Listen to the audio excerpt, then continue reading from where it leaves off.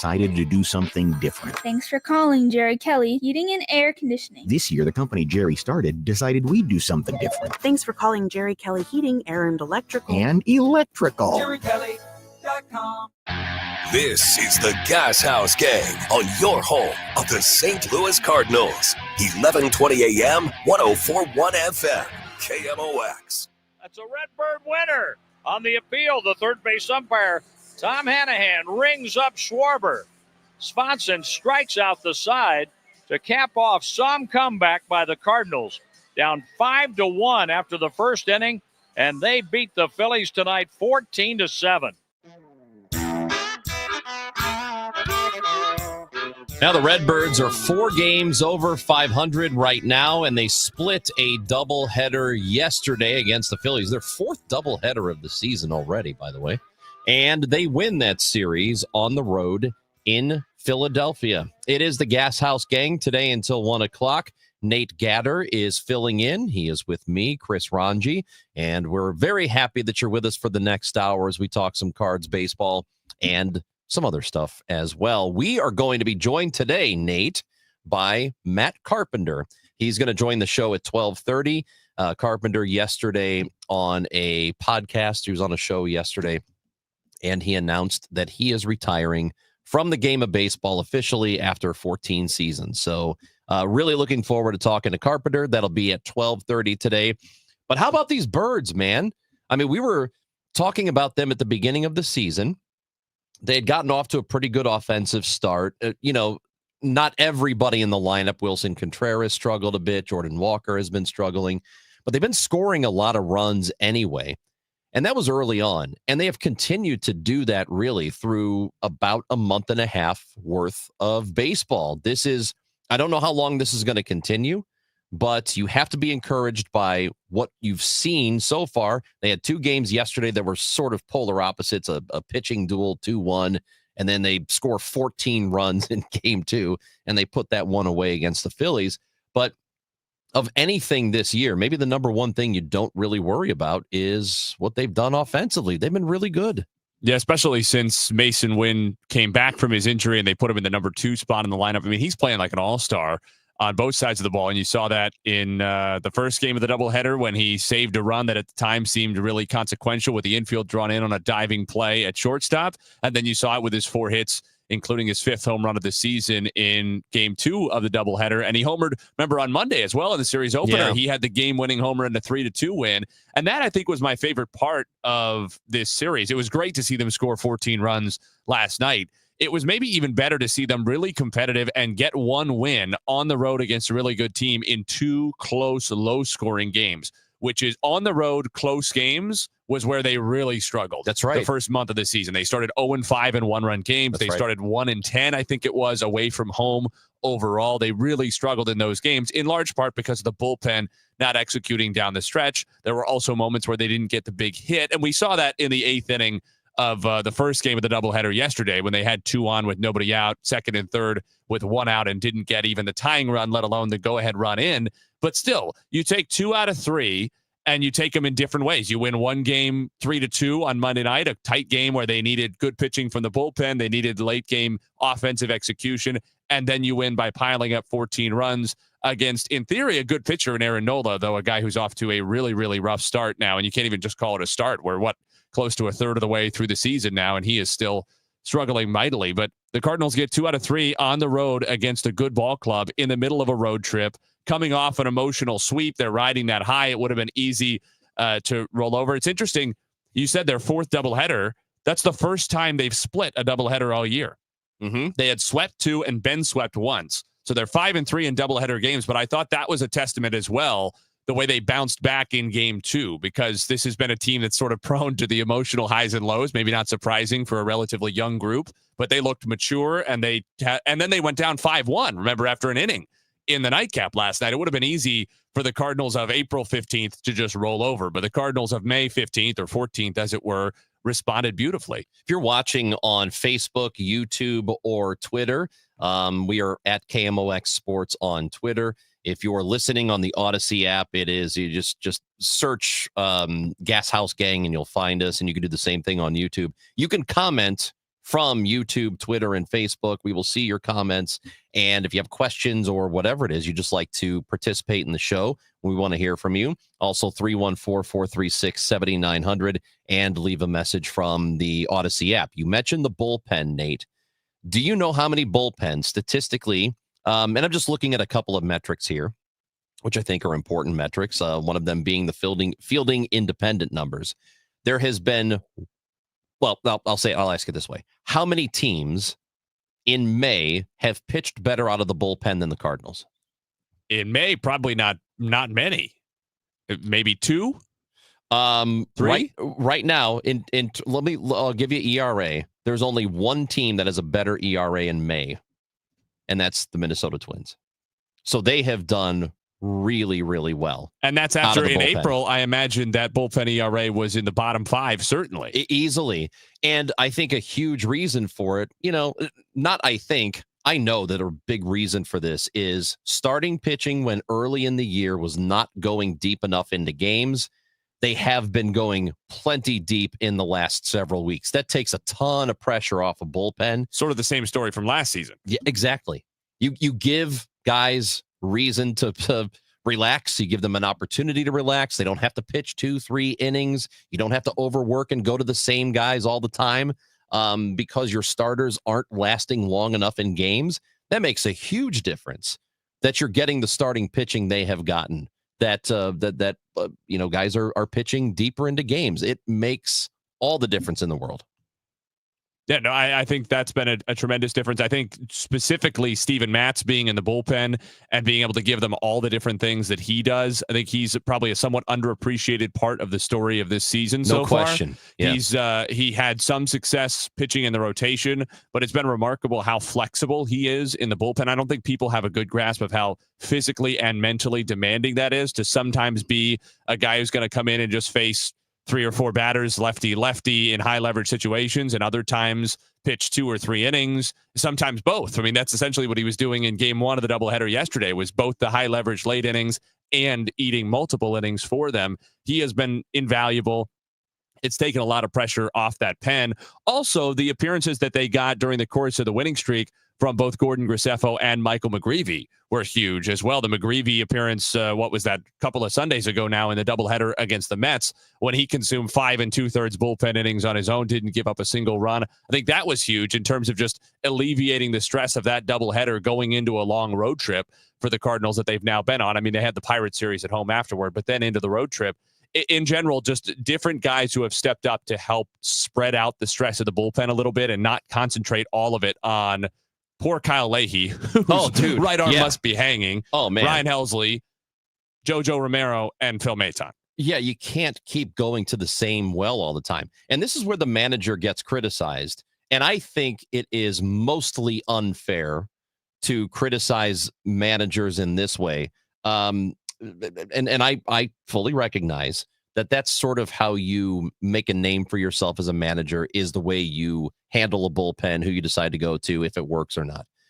But the reality is, if you don't have enough good relievers and you only have a closer that you know is good and maybe a late inning guy that you feel pretty comfortable with, and you used to have one who was good but no longer is, and Ryan Fernandez, or at least he hasn't been effective lately. If you only have 2 guys you really trust at any given time, well, it doesn't matter who you go to.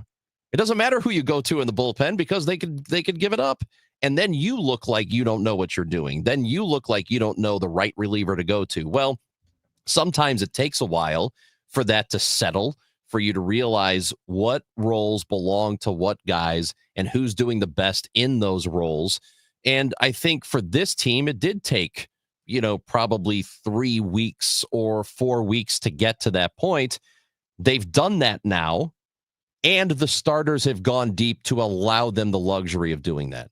So I do think that managers, and Ollie Marmol in this case, probably got unfairly criticized for bullpen usage. Not that he uses not that he's always perfect. Of course he's not. No manager ever is. But I think he was taking the brunt of the criticism he probably didn't deserve when guys just weren't pitching well enough, and he only had a couple he could count on. Yeah, he's decorating the house, but he didn't get to buy the furniture. He can only work with what he's got. Yeah. I will say this, too. one of the things that really concerned me early on in the season when they were scuffling and they were losing a lot of close games and the record was starting to get away from them and they were falling off the pace in the division, and now excites me as they've gone on this run to really at least overcome the deficit that they created for themselves and put themselves in a good position going into the summer, is that the bullpen, more so than the starting rotation, more so than the lineup, by far the easiest portion of the roster to overhaul midseason. Or maybe overhaul is too strong a word, address, but to bolster at the very least midseason, because those guys tend to be available, because that's the first reliever pitchers are the first guys that non-contending teams are moving in July. They're relatively inexpensive, and they tend to be on short-term contracts. So they're just quite transient. Nate, everybody's looking for it at the deadline. Almost every team is looking for relief pitching at the deadline. But there's always a good amount of it available too. And especially because the Cardinals won't necessarily need the A-list guy. They have an A-list guy, and they have a couple of B-list guys. What they'll be looking for is give me one or two more reliable B-list guys who maybe I'm not going to put in there in the 8th or 9th inning with a 1-run lead, but who I can trust in the 6th or 7th inning with a 3-run lead. That's what they're looking for, is just a little bit more solid quality depth, and those guys can usually be had. And I think for a variety of reasons, in part because the division is not overwhelmingly strong, especially now that the Cubs are starting to come back to earth a little bit. And because I think that ownership probably wants to change a little bit of the narrative that's developed around this team the last couple of years, and is now evident. The way that's taken hold is evident in the attendance numbers and the empty seats so far this season, which I think might change the way that they're playing. There's going to be a lot of excitement around the team if they keep playing like this. I think they would be looking for a reason to make, as long as they're relatively inexpensive acquisitions like the bullpen would be, both in terms of dollars and more importantly prospect capital. I think they'd be looking for a reason to be buyers at the deadline rather than sellers. And if the Cardinals can put themselves in first place or within a game or two of first place in July, I think they will buy. But also that needs to be stated, or it needs to be stated that yes, they will buy, but it is very unlikely it is a major acquisition. We should reiterate that this is a team that going into the year was very clear about shedding payroll. They tried to move Arenado's contract. They already moved a couple of others. They let Paul Goldschmidt go in free agency. So their attempt was to lessen payroll. They said they were going to do it, and they did it. I don't know that changes in 3 months of the following season. And it shouldn't. It shouldn't. I agree. 3 hot months should not cause you to throw your plan out the window. But that's the beauty of it, is that this is a winnable division with the roster they have. Certainly, if they're in position to win it, they can become a very winnable division with relatively inexpensive acquisitions that don't do anything financially or from a prospect development standpoint to change the plan. They don't alter the course. And what would be better for I don't want to say rebuilding year, but a retooling developmental year than to get these young players, not just a lot of experience, but a chance to play in September in a division race, a chance to play some playoff games. What would that do for development? Even if you're not turning them into World Series contenders, how about some really consequential September and even October at bats for Jordan Walker, Nolan Gorman, Mason Wynn, Victor Scott? That's only going to help. It's such a cliche, and fans of teams that don't really go deep in playoffs get tired of hearing meaningful baseball in September. But in this particular case, for this particular team, it would be a good thing for them to be playing games that matter in the 3rd and 4th week of September. It would matter a lot, and I think it could go a long way for them. Let us know what you think. 314-436-7900 for the Gashouse Gang. Nate and Chris on the show today. Nate is in for Bernie Miklas. Also, what has been the biggest surprise for you in the beginning parts of this Cardinal season? Let us know who and why. Gashouse Gang brought to you by Saliga Heating and Cooling, SaligaHeatingandCooling.com. We started Neovitin because we wanted to create a multivitamin for ourselves. That's why we focus on quality ingredients and formulas with our multivitamins. Neovitin 50-plus multivitamins are formulated with over 20 vitamins and minerals, along with our 4-ingredient, physician-formulated proprietary blend for the highest quality daily nutritional support. Give Neovitin 50-plus multivitamins a try for yourself. Find them at your local Schnucks, Dierbergs, and online at neovitin.com. Join us for the next Business of Family Business on KMOX. I'm Debbie Monterey, along with my co-host Kevin Short of Clayton Capital Partners, and we're going to be talking about plumbing. We are, but the really interesting, fun part of plumbing, not the nasty side of plumbing. So you will learn a lot about the business. It is Matt LaMartina of Tony LaMartina Plumbing. It is going to be a fascinating conversation, so we hope you will join us Saturday at 5 here on KMOX for the Business of Family Business.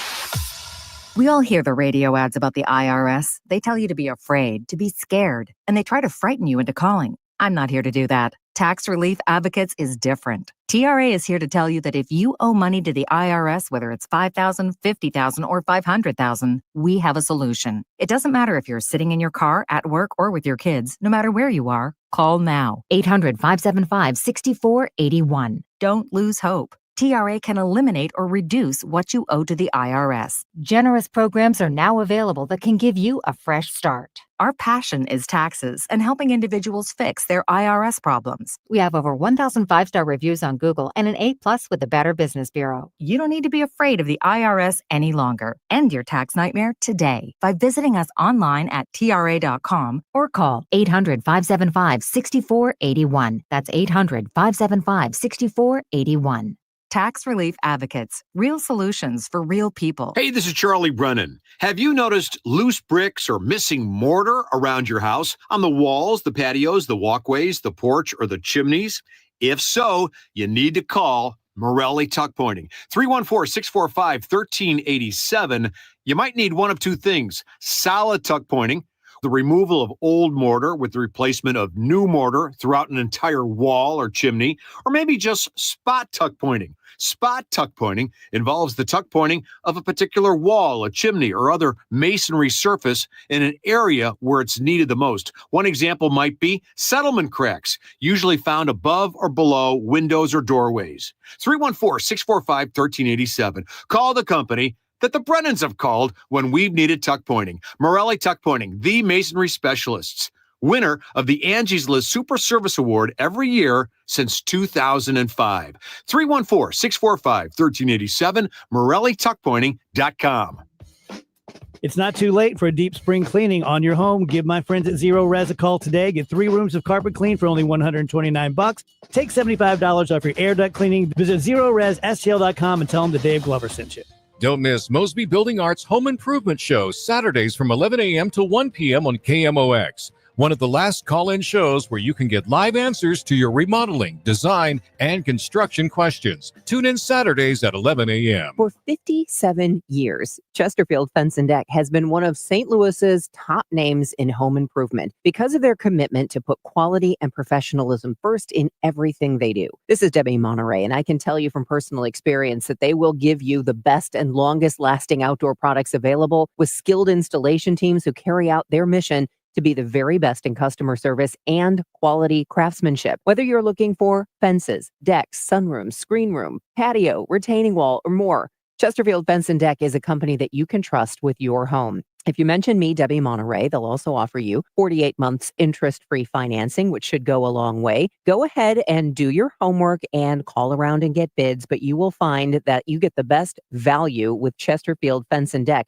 the sign you have the very best. Visit them in the Chesterfield Valley or online now at chesterfieldfence.com. It's Chesterfield Fence and Deck, the sign you have the very best. KMOX is everywhere. 11:20 a.m. Streaming live on the Odyssey app and now at 104.1 FM.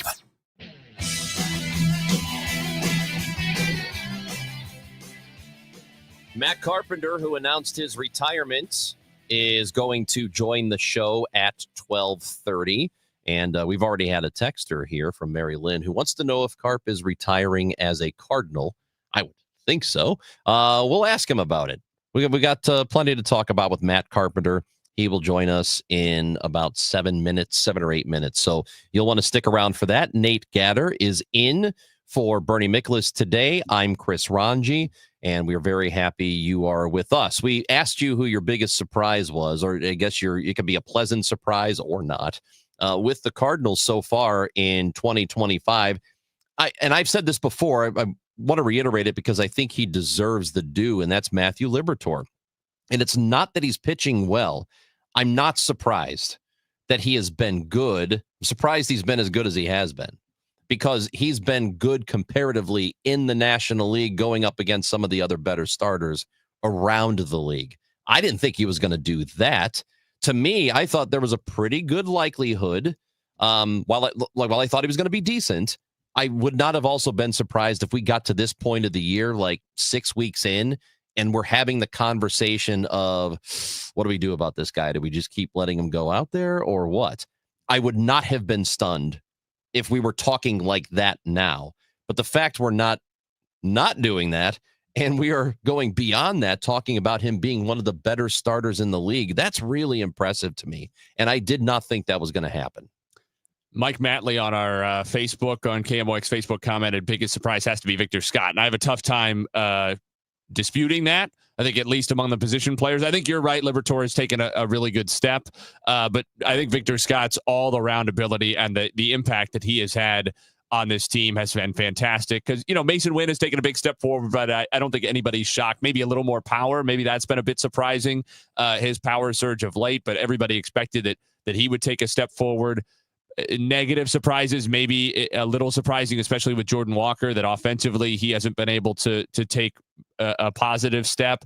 But his defense has been vastly improved, and the offense is still the kind of thing. It's still early enough in the season. I think you see how it goes, because he's still grinding, he's still making his adjustments. He had a big hit the other night in Philadelphia, so I don't think you're throwing in the towel on that by any stretch. But to your point about the starting pitching and Liberatore in particular, I am so excited about the future of the Cardinals starting rotation now, with what we've seen from Liberatore, with the glimpses that we've gotten of Graceffo and in particular McGreevy.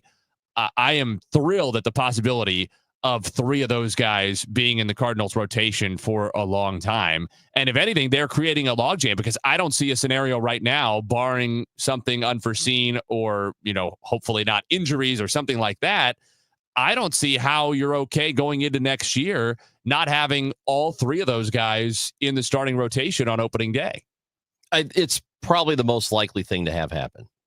And it feels almost like being back in the situation the Cardinals were for a long time, with having like 7 major league quality outfielders on the 40-man roster. Many. Where, now it's okay. Sonny Gray, obviously not going anywhere in the short term. Miles Michaelis has been outside of that start against Boston for all the derision he takes, a significantly above average major league starting pitcher. Eric Fetty has pitched great his last few outings, including 5 2/3 scoreless yesterday. Then you go through those 3 young guys, you're already at 6, right? And we haven't even talked about Andre Palante, who I think still has something to offer at the back end of rotation. And that doesn't even get to Steven Matz, who I'm effectively counting as a reliever at this point. But that's 8 guys now who I think you could feel could all say, I am a major league starting pitcher. I deserve a spot in the rotation.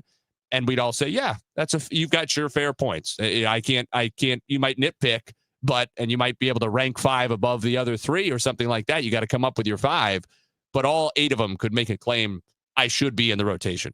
This is supposed to be a transitional year for the Cardinals. That's what we all talked about. That's basically what they said was going to happen. The team said was going to happen this year. But as I have said a number of times in the last few weeks, as long as they are in contention, I refuse to give up on that idea. I know this is about the young guys playing, but right now I just can't give up on the idea of trying to win ball games for the sake of being in transition, if that makes sense. So I hope it continues. And right now they're just a game back. If you like to look at the standings this early part of the season, the Cubs are in front by just a game in the National League Central. So this is competitive right now, which is good news. Nate Gatter is in for Bernie. Almost said Amy Marks, of course. Bernie Miklasz supposed to be here on Thursday, had the day off today. So we will keep it going. When we come back, Matt Carpenter, who announced his retirement, joins the show coming up. Attention. Have you racked up $10,000 or more in credit card debt? Are you barely getting by making minimum payments? With credit card debt reaching all-time highs, National Debt Relief is notifying consumers about significant debt relief options currently being made available to help those with overwhelming credit card debt. These options may reduce a large portion of credit card debt for those who qualify.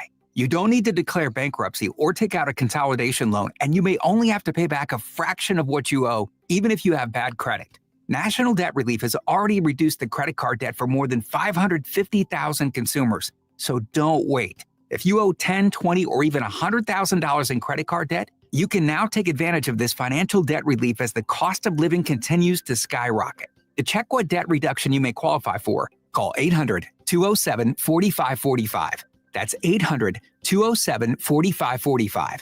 Once again, that's 800-207-4545. Why do the national tax resolution firms need the tiny fine print at the bottom of all their TV ads? Hi, this is Lance Story with the Lance Story Law Firm. You don't hear fast-talking disclaimers in our ads because the claims we make are 100% transparent. The Lance Story Law Firm primarily focuses on one thing, IRS problems, and we're regulated by the Bar Association, and we have a AAA rating with the Better Business Bureau. IRS issues are serious legal issues. The Lance Story Law Firm has helped thousands of clients navigate the best resolution plans, and we tell you up front exactly how much it'll cost. Tax resolution law is all we do. So before you send money to some out-of-town, high-pressure salesperson, give us a call at the Lance Story Law Firm, located right here in St. Louis. Call today to schedule your free consultation with me, 314-260-6120, or visit LanceDruryLaw.com.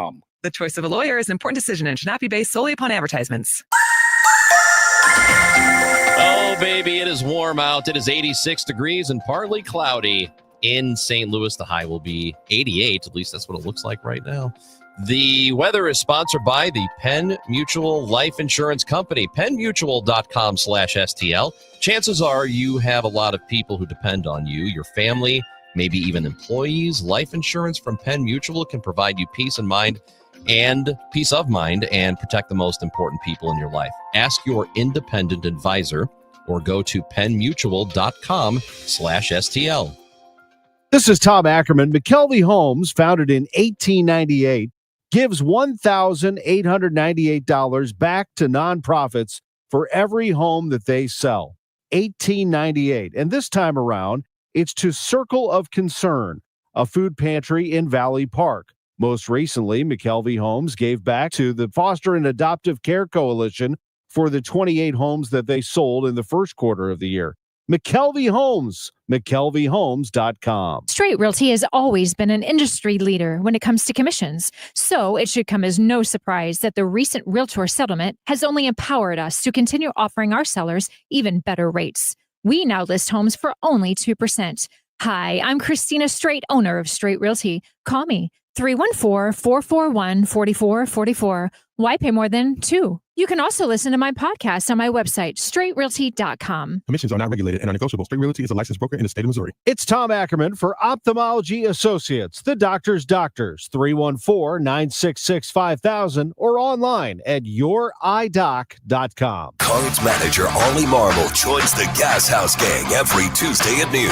Sponsored by Siteman Cancer Center on the voice of the Cardinals, 104.1 FM, KMOX. He delivers to Carpenter. Hard hit, center field. It's deep. Back goes the center fielder to the track, to the wall, and it's gone. Matt Carpenter has homered again. 6 straight games for the Cardinal first baseman. He is on a roll. Matt Carpenter played 14 seasons in Major League Baseball, a huge part of Cardinals lore.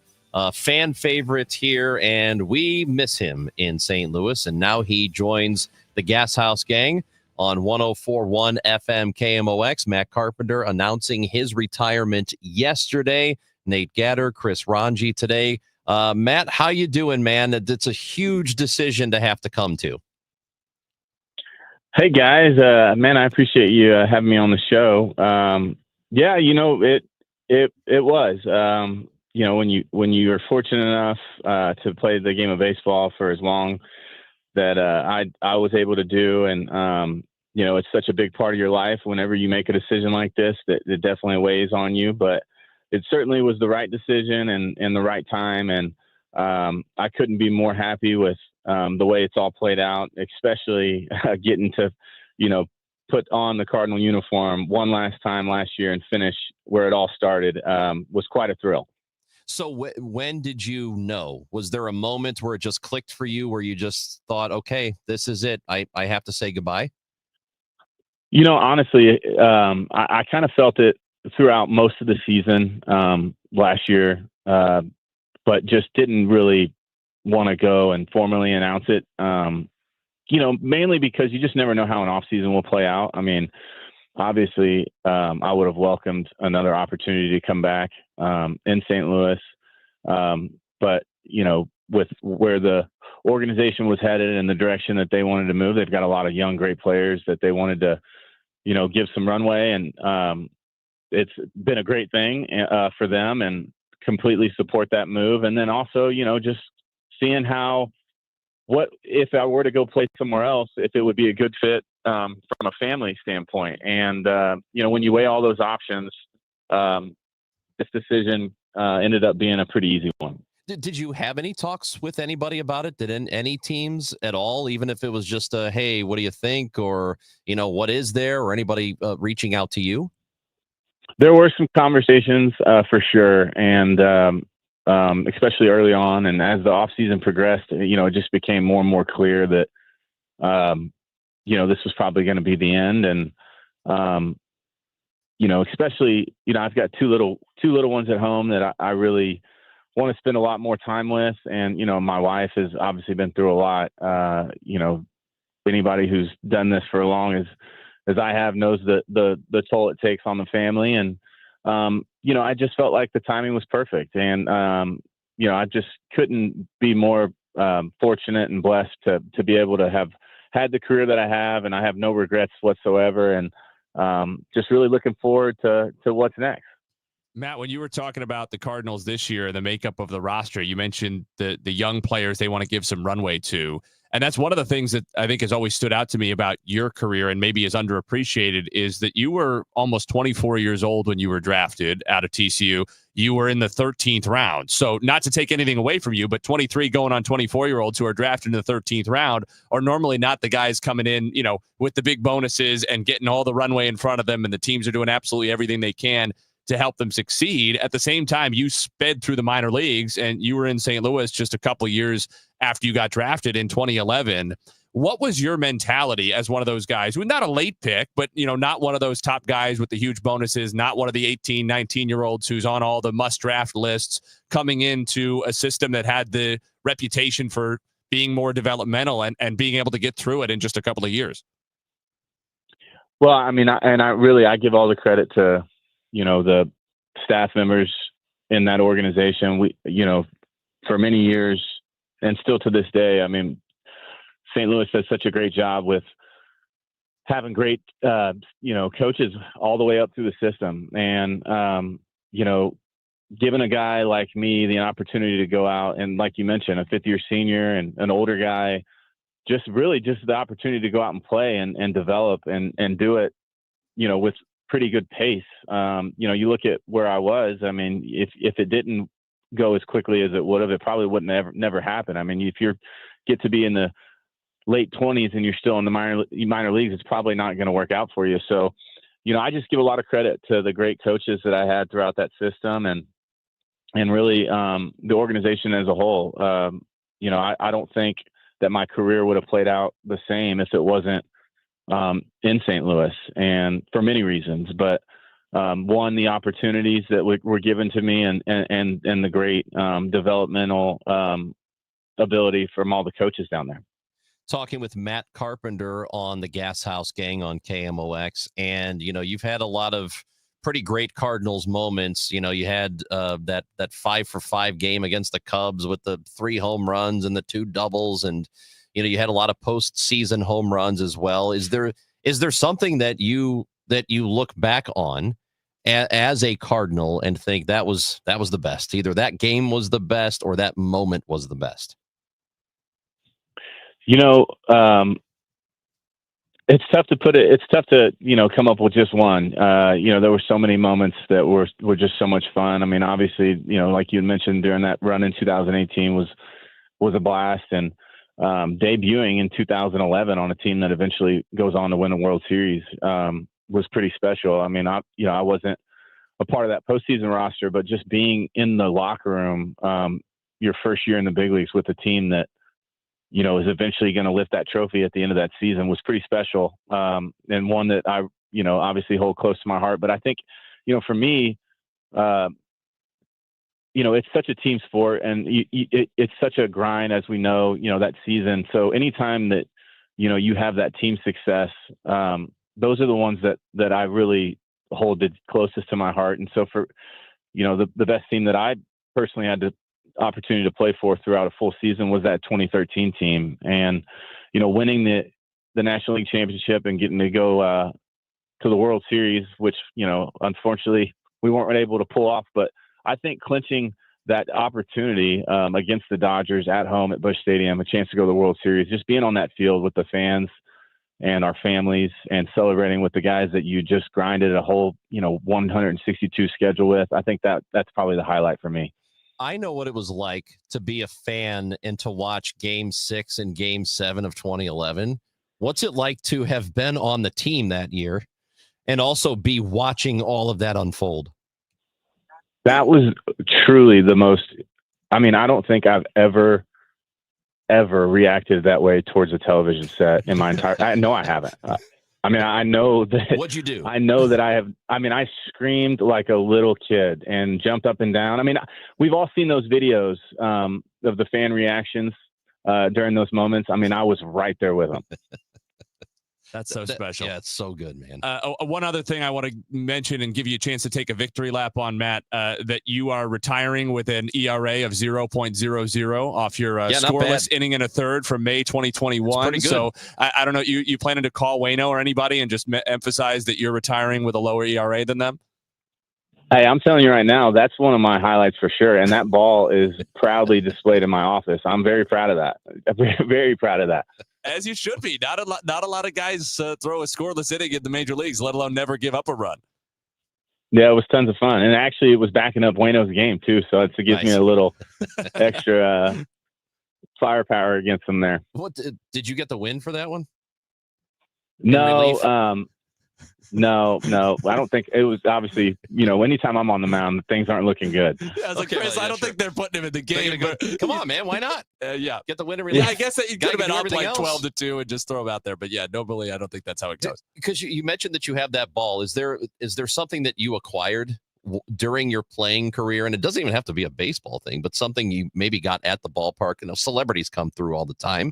So is there something that you have specifically that you got from being a player that's your most prized possession?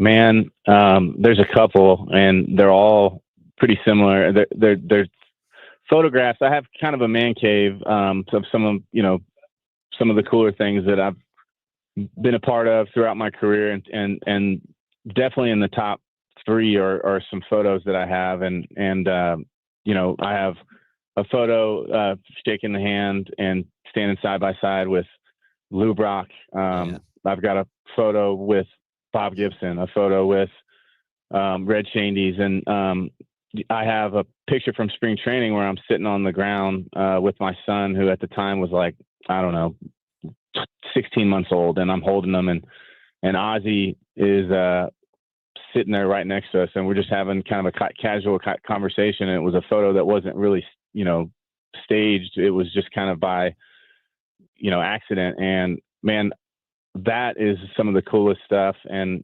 obviously I appreciate it to no end, but that's one of those things that one day my son will look at and think, wow, that's pretty cool. Yeah, and you earned your place there. It's not like you were a fan who just happened to be on the field, but did you take, how often were you taking moments to think to yourself, man, this is awesome. This is awesome. I get to do this. Well, that's one of the best things about the Cardinals and their organization is just the amazing Hall of Fame, great players that have donned that uniform and being around them, spending time in spring training. It was something I never took for granted and really looked at those guys as the heroes that they were. And anytime that I had any moment to spend with them, I was very grateful for it. So, to be able to call them friends and spend the quality time that we did together, and now have those photos to last forever. I mean, it's pretty special. Matt, speaking of being around great players, you alluded to it earlier when you got called up to spend some time with that 2011 team, kind of the year before you became a full-time big leaguer. And not only did you get to be around some great players on an eventual World Series championship team, you got kind of the dream introduction in having those 2 games against the Cubs in June, when not only did you get your first major league hit playing against and it was a double, by the way, which I love, playing against the Cubs at Busch Stadium, but also, if I remember right, Albert Pujols hit walk-off home runs in extra innings in both of your first 2 games. Is that right? You're exactly right. And it's one of my favorite stories to tell. You know, you get to the big leagues and you follow guys like Albert your whole career. And as a kid, I mean, even watching him just, you know, I grew up in Houston, and he just absolutely destroyed the Astros on a daily basis. Everyone remembers the big home run he hit off Brad Lidge. And, you know, finally I'm getting an opportunity to be in the same dugout with this guy and watching him do what he does. And on your major league debut, he comes up in the bottom of the 9th and hits a walk-off home run, and just that excitement and the way you feel. And being at home plate, I have a great photo standing there around the home plate, and we're all waiting for him to come. And then the very next night he does it again. And then you're just like, I mean, is this what he does every night? Is this what's going to happen every time Albert gets up the plate? He's going to hit a game-winning home run. It felt like he did most of the time. Yeah. So it was a pretty special first couple of days for sure. That's so fun, man. I mean, just to be able to see all that and then be a part of it had to have really been something. And then at one point of your career, not that long ago, just a couple of years ago, you end up playing for another one of the most storied franchises in baseball, in the Yankees, and you had to shave it.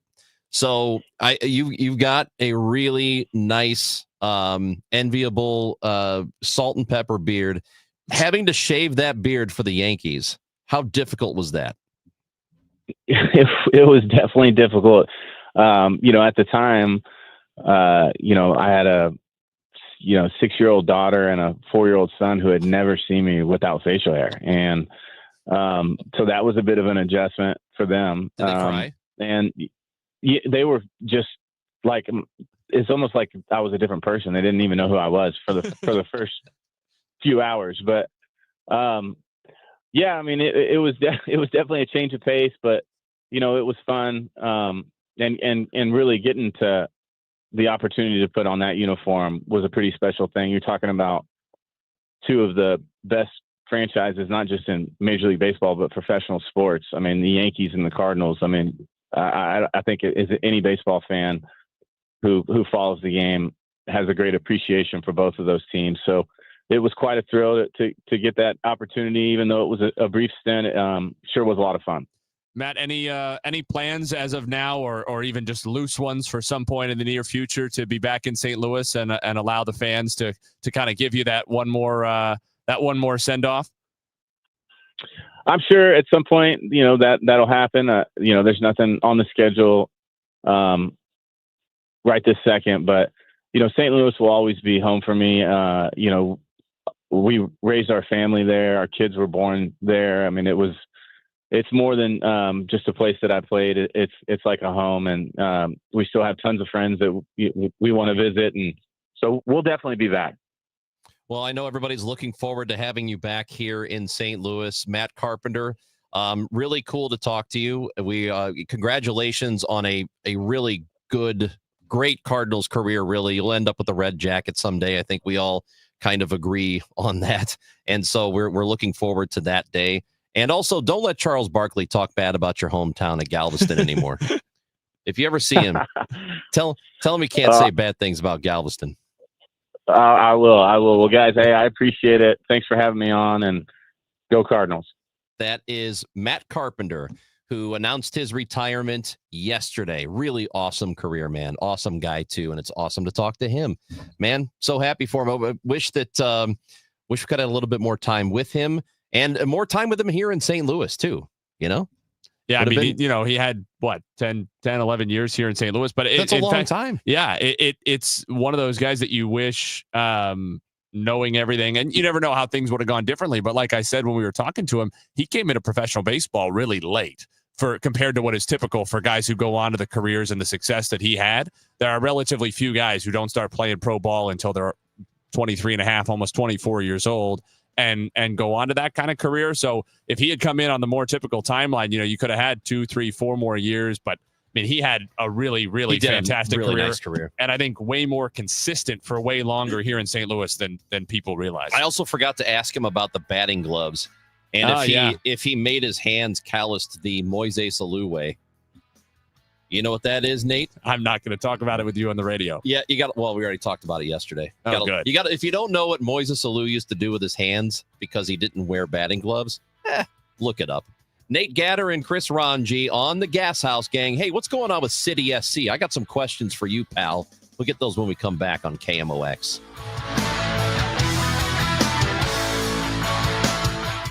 Now, 90 and 60. A look back at the latest St. Louis City SC match. Presented by Woods Basement Systems, Inc. Out of the middle of the field. Moves it wide. Horn crosses it. Header! Kangaroos it up over the bar. San Diego orchestrating up the right side. Left footed shot. Back post! Rings off the back post. Anders Dreyer slams a line drive. City happy to escape. Still tied 0-0. Cello. Laser off flick. Header now. Ball. A base header off the post, but it's flushed on home. Final score is San Diego 2, St. Louis 1. Up next, City SC faces Sporting KC Wednesday night. Kick at 7:45. Hey guys, Glover here with my friend Mark Cantor at Cantor Injury Law. So as you know, I'm a lawyer, so I take this very seriously. Mark is a great attorney. He has a great team. He is from St. Louis. He is local. Call 314-628-9999 or visit cantorinjurylaw.com. The choice of a lawyer is an important decision and should not be solely based on advertisements. Attention. Have you racked up $10,000 or more in credit card debt? Are you barely getting by making minimum payments? With credit card debt reaching all-time highs, National Debt Relief is notifying consumers about significant debt relief options currently being made available to help those with overwhelming credit card debt. These options may reduce a large portion of credit card debt for those who qualify. You don't need to declare bankruptcy or take out a consolidation loan, and you may only have to pay back a fraction of what you owe, even if you have bad credit. National Debt Relief has already reduced the credit card debt for more than 550,000 consumers. So don't wait. If you owe $10,000, $20,000, or even $100,000 in credit card debt, you can now take advantage of this financial debt relief as the cost of living continues to skyrocket. To check what debt reduction you may qualify for, call 800-207-4545. That's 800-207-4545. Once again, that's 800-207-4545. Hey, St. Louis homeowners, are you thinking about upsizing, downsizing, or relocating this year? This is Debbie Monterey, and when life happens and you need to sell your home, I recommend you speak with trusted realtor Gloria Liu with Your Home Sold Guaranteed Realty. Gloria understands every seller situation is unique, which is why she's created custom programs to fit every home seller's needs. Many people move out of necessity, like for a new job or financial challenges. And that's why Gloria's created her guaranteed multiple cash offer program, giving you up to 6 of the best offers with at least 1 at 100% of market value, or Gloria will pay you the difference. Plus, you sell faster. Gloria did this for the Miller family in Clayton and got them more money than they were expecting and within their time frame. Gloria did it for them. She can do it for you. Get your offers today by calling Gloria Liu at 314-325-6888 or online at gloriahasthebuyers.com. Gloria and seller must agree on price and possession date. gloriahasthebuyers.com. Now, back to the Gashouse Gang on your home of the St. Louis Cardinals. 1120 AM, 104.1 FM, KMOX. Pushes infield for the left side. Ostrach thinks about it, takes a shot, gets blocked by Twister. Oh! And it kangaroos wildly into the back of the net.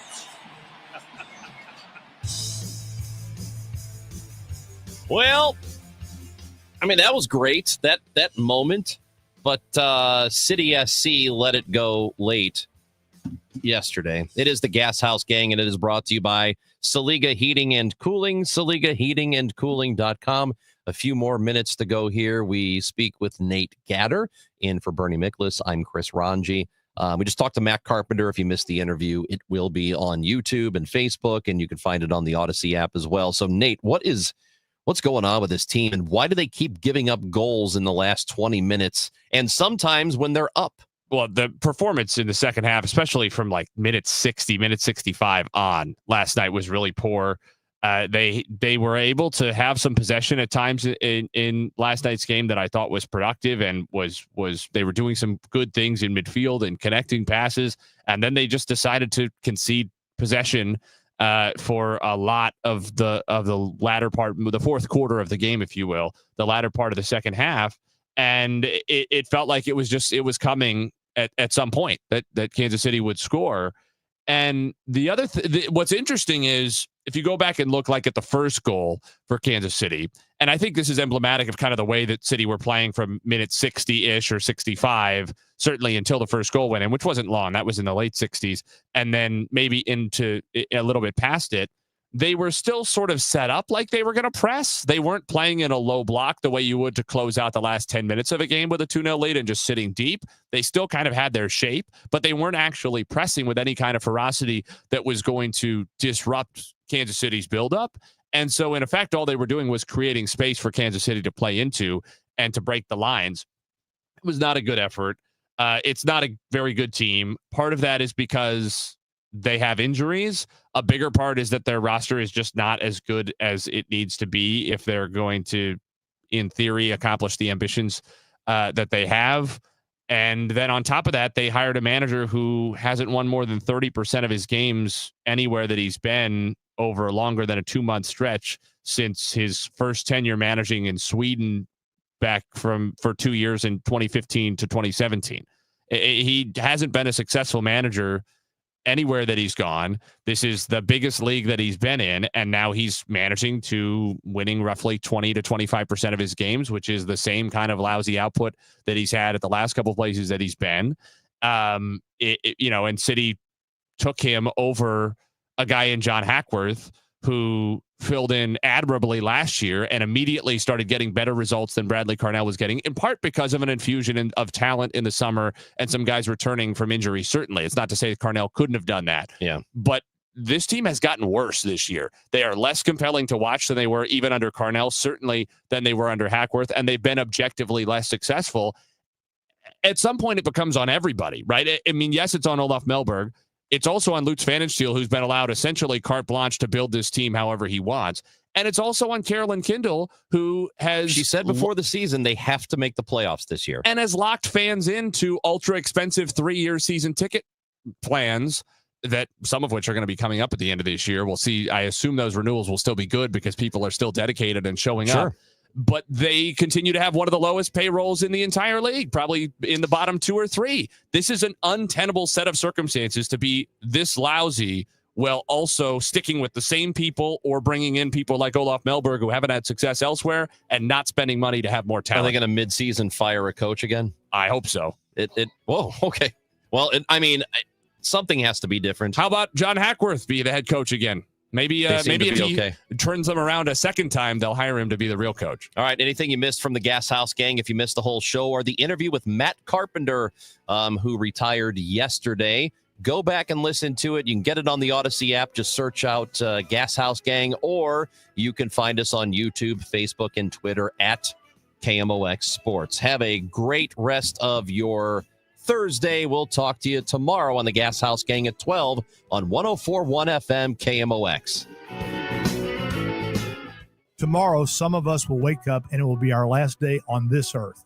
It will be unexpected and without warning.